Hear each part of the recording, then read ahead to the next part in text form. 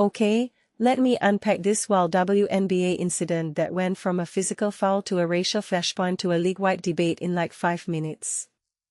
First, imagine you're Sophie Cunningham, right? You're driving down the court, going for a layup, and suddenly someone wham catches you across the neck from behind. Your immediate reaction? Not just the pain, but the instinct to shove back and scream, "Whoa, what was that?" Now imagine DiJonai Carrington, ejected for that foul, immediately tweeting white privilege while tagged to Cunningham's team.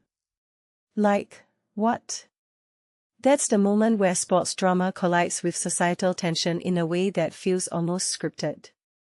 But here's the twist: Cunningham, who's white, insists this had nothing to do with race, while Carrington's post implies otherwise. So who's right? Or is the real story the fact that a single play can spiral into a league-wide debate about accountability, intent, and how athletes process conflict in real time? Let's dissect the foul first.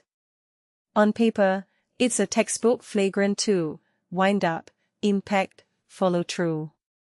But here's what fascinates me: Cunningham says it was intentional, while Carrington's coach claims she was making a play on the ball. That divide. That's the gap between perception and reality in sports. When you're in the heat of the moment, how do you separate aggression from malice? And why does Cunningham's instant retaliation, pushing Carrington, feel so human, yet so taboo in a league where emotions are policed under the guise of sportsmanship? Now, the social media angle. Carrington's post feels impulsive, yeah.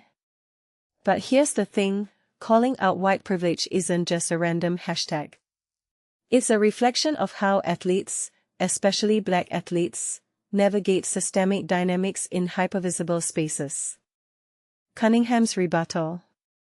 She's not wrong. Last year she got ejected for a similar foul and admitted it was deserved. But by dismissing race entirely, is she underestimating how identity shapes reactions? Like, if Carrington felt unfairly targeted earlier in the game or season, could that have fueled the moment? We'll never know unless the league digs deeper than just replay reviews. And then there's the Caitlin Clark subplot. Her technical foul getting rescinded feels like a get-out-of-jail-free card, but why was the call made in the first place? This is the WNBA's tightrope walk, officiating physicality versus protecting stars. Clark's a rookie sensation, Cunningham's a vocal culture war lightning rod. The league's handling of these incidents feels like damage control.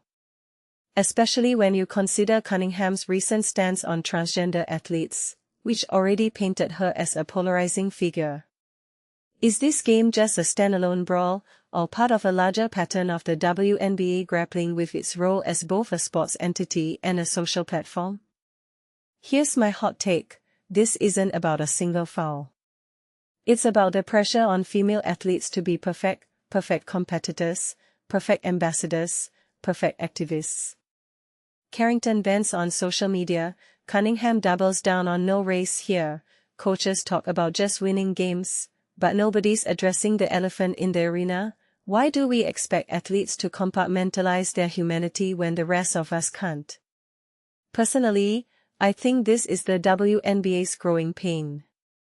As the league fights for relevance, it's becoming a microcosm of every societal debate, whether it wants to or not. So next time you see a flagrant 2, ask yourself, are you watching a mistake, a message, or a symptom of something way bigger? What's your take? Was this foul overblown, or is it a necessary reckoning? Drop a comment and let's unpack this together. If you're new here, smash that subscribe button, because in the world of sports drama, the court's always hot.